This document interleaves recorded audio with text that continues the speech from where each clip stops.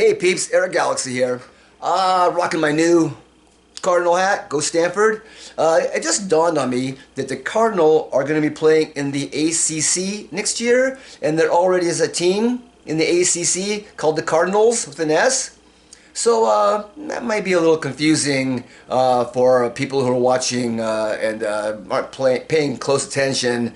Might get that a little confused, but yeah, we'll see how that works out. But anyways, on this episode, I'm going to be talking about the NBA STEM rule. I got my, going to address Michael Strahan's comments. I got Raiders, Pittsburgh, Swift and Kelsey, and some more of my shorts. But first, Kevin O'Connell, the head coach of the Minnesota Vikings, said in his press conference afterwards, after they lost to the Chargers and went down 0-3 this year, said that he wasn't worried because he had been part of an organization that had gone 0-3 and won a world championship. Obviously, it was not an NFL team because that's never happened in the NFL. So I started thinking, well, okay, what other sports out there other than the usual, baseball, basketball, whatever, American football sports there are, that he may have been part of an organization. And the key word here is part of an organization, because it doesn't really say, he didn't really say what part he played in the organization and what the organization was, but I'm like, I know there's other sports that have world championships, apologies to Noah Lyles, like cricket, badminton, ping pong, I guess, I don't know, and so was he what role did he play being a part of an organization, like a ball boy, wicket handler, I don't know. But yeah, I'd really like to find out what organization that he was part of that went 0-3 and won a world championship. So please, Kevin, enlighten us and let us all know, because we might all go, oh yeah, cool, I've forgotten about that. That's pretty cool. So please, Mr. O'Connell, enlighten us.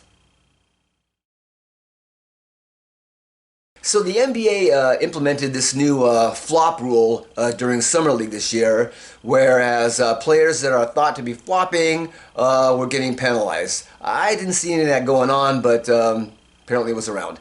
But anyways, now they've got a new fancy acronym for it, STEM. S-T-E-M. And that stands for Secondary Theatrical Exaggerated Movement.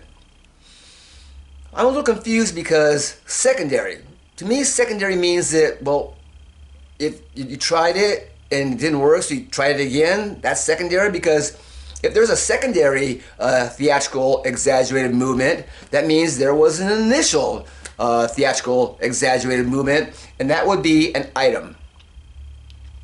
So yeah, I'm just kind of concerned how they're going to be able to tell if somebody is flopping. Are they going to have some kind of person up in the booth, reviewing, maybe an ex-actor or director, maybe Steven Spielberg will be up there with a whistle, saying, oh yeah, that was acting, that's acting. So yeah, that'll be pretty interesting to see how they're going to actually officiate flopping. But yeah, I mean, calling it STEM seems a little bit of a disservice to all those kids that are going up through the real STEM program, the science, technology, engineering, and math programs. They got the t-shirts on, and now, their STEM t-shirts, and now the NBA is hijacking their acronym. This seems a little bit uncool. I worked for a lot of companies back in the Silicon Valley, and they love acronyms, boy, I tell you. And like every company, you can go to 5 different companies, and they'll all have the same acronym. But the acronym will mean something completely different from company to company. So I decided that I'm going to come up with my own STEM acronym. I'm going to call it Stupid Things Emerging from Marketing, because that's how I feel about this. I mean, you couldn't come up with something better than your own idea other than STEM. You had to hijack that one. Oh man, come on, you're the NBA, you pay people to come up with this stuff. So yeah, stupid things emerging from marketing, NBA. So the biggest news in football these days is the whole Kelsey Swift thing. It used to be Dion, but now it's the Kelsey Swift romance, I guess. Are they dating? I think. She looked more like a friend after the game, but she was wearing a Chiefs sweatshirt around her waist, so who knows. Trying to figure this one out a little bit, because he doesn't seem to be her type based on all the other people that she's been associated with over the years. Taylor Lautner, John Mayer, Harry Styles, Tom Hiddleston. You can kind of see where I'm going with this. You know, a lot of actors and musicians in that bunch there. But they are the same age, which is, you know, something different. She seemed to like younger guys there for a while, so I mean, maybe she's ready to go for a change. He is charming and everything, and maybe she just wants a little bit more beef in her life. It's a little that fire and ice, oil and water, opposites attract. Maybe, I don't know. We'll see what's happening. But you know, they're dating. I think. Like I said, it looked more like friends after the game than dating. But we'll see, because she's a huge Eagles fan. And who just got beat by the Chiefs in the Super Bowl. So that's kind of weird. I wonder how bro Jason's thinking about that, who plays for the Eagles. And then she's hanging out with mom. I mean, how long is it going to be before she has one of those jerseys where it's half Eagles and half Chiefs or whatever? That would be awkward. But, you know, we'll probably never get to that point, so we won't have to worry about it. But, yeah, for now, I mean, is this the best thing that's ever happened to him? I mean, you know, if they said, oh, you know, you can win a Super Bowl or you can date Taylor Swift, I mean, okay, all right, yeah, it's winning the Super Bowl is way better. But now he's got both, I think. I'm not sure about that. But so, you know, good for him. But, you know, maybe he's just using her.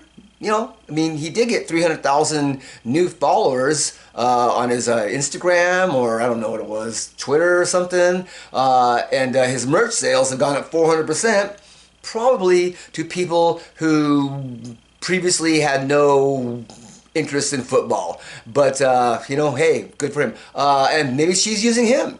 You know, Super Bowl halftime show coming up on the schedule maybe in the future. And sure, after they break up, she'll write a song about him and he'll be forever immortalized in music anthology forever. So kudos, Travis, I think.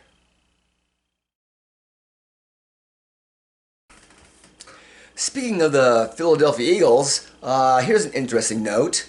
The Philadelphia Eagles led the league in sacks last year with 70. And yet in the Super Bowl, they had 0. So that begs the question, why? Were the Kansas City Chiefs offensive line just way freakingly awesomely better than anybody they had faced before during the season? The answer is maybe. The Eagles did play a lot of teams whose offensive lines were questionable. Bears, Cardinals, Texans, Colts, Giants twice. The reason I'm bringing this up is because Michael Strahan last week on a broadcast stated that he didn't put much credence in sacks. He thought that quarterback pressures were more important. And of course, everybody's head on the set, you know, turned into the instant whoa emoji because, well, he does have the record for most sacks in a season. So I think he pretty much knows a little bit about what he's talking about. And I kind of agree with him. I think that sacks are like home runs. There's that big whoa factor, but if you're going to win games, quarterback pressures are more like base hits. You need a lot of them to win a game. Now, I get it. You know, sacks are part of the, you know, probably the contract talks at the end of the year, and sacks are, you know, what gets you in the Hall of Fame. I wonder how long it's going to take before Taylor sacks Kelsey.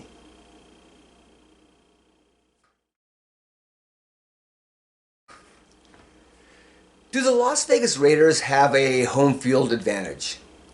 Well, according to Pittsburgh quarterback Kenny Pickett, the answer is no. I would kind of have to agree with them in this case because the crowd noise certainly supported that. Because every time the Pittsburgh tight end, whose name is Freiermuth, would catch a pass, the whole stadium would erupt into that moo thing that they do.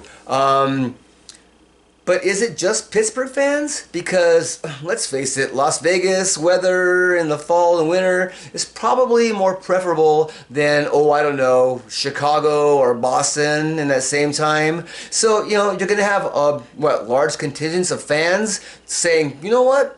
My vacay is pretty much centered around going watching my team play in Vegas. And I wonder what that does for workforce productivity. Because, you know, if half your business is leaving because they're going to go to Vegas watch their team, you know, well, now you can't make as many widgets as you did normally. So I wonder how that all factors into the whole GDP thing. But anyways, I wonder if Mark Wilson took that all into account. That's kind of a savvy move because he already knows, hey, people are in Vegas anyways, so the Raiders are just another form of entertainment, so let's go watch a Raiders game. And, you know, if you got a contingent of, you know, fans that are like basing their vacations around that whole fact that their team is playing the Raiders, then, you know, there's going to be hard to have a home field advantage at that time. Wow, so are the Raiders a tourist team now? As you all know, I have voiced my opinion on what I call alternative sports. You know, the one where like any Joe can go create some kind of like competition, and then I don't know, next thing you go, they got shirts with logos on them and they're making a buck. But there was one I saw last week that kind of piqued my interest. It's called Omega Ball.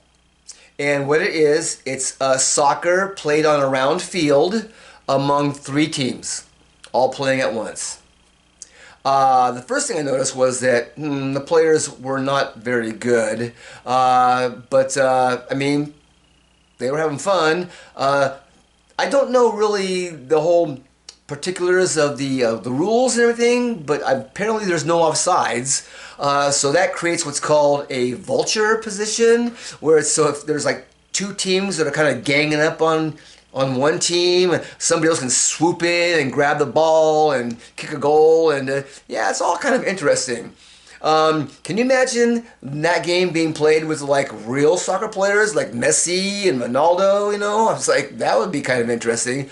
But yeah, it's pretty interesting, pretty cool. It's something that I would definitely, being an ex-soccer player myself, would definitely entertain the thought of doing that. Yeah, I'm down with that. So yeah, check it out, Omega Ball. I think that's going to make a splash. I'm not a big fan of the Manning cast. I get the whole premise. We're hanging out with our buds, we got our nachos and our beers, and we're watching the game together. But with my friends, I can turn to them and say, shut the F up. You know, the Mannings are a funny couple of guys, I guess, but I don't need to hear the constant commentary coming from them. I mean, sure, I've got DVR and I can rewind as much as I want to, especially when you got, like, you know, 3 screens, but you don't really want to be doing that, you know, more than you have to. And I tell you, those clickers, the mute, clicker, rewind, clicker, those come in pretty handy. And I've developed that skill where I'm able to block out the inane broadcasting that goes on, the dialogue. Just kind of a matter of picking your hearing battles, I guess, so to speak.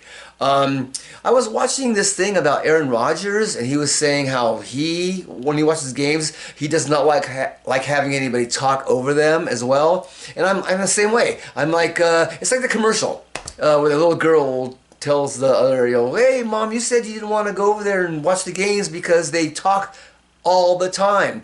Well, that's kind of how I am. So when I'm watching the game, shut the F up. So there's this commercial on TV right now where it shows, I guess it's a family, mom, dad, kid, dog, or whatever, and they're all like sleeping in the same, they're all lying in the same bed. Everybody else is trying to sleep, and she's there looking on her tablet watching a game, and of course she's yelling at the screen and fist pumping and whatever. And I'm thinking, really?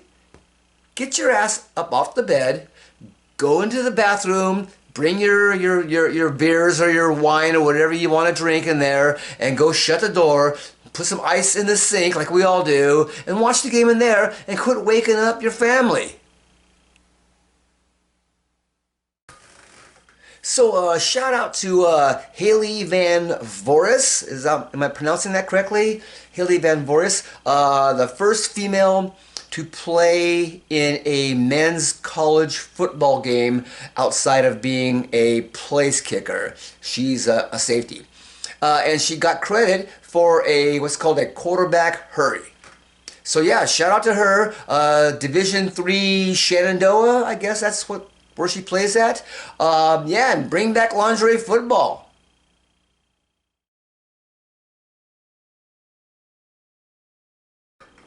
All right, so here's the part where I'm supposed to ask you to subscribe and like. Yes, subscribe please. I'm like a lot of you where I don't really want to answer that questionnaire at the end of the interview or the phone, whatever. But yeah, and hashtag Jim Plunkett Hall of Fame.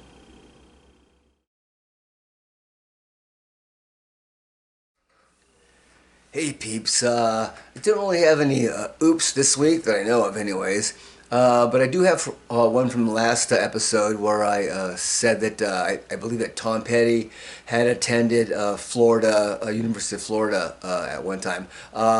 No, he did not, but he did work there, I guess, as a janitor for a short time, so that's my oops.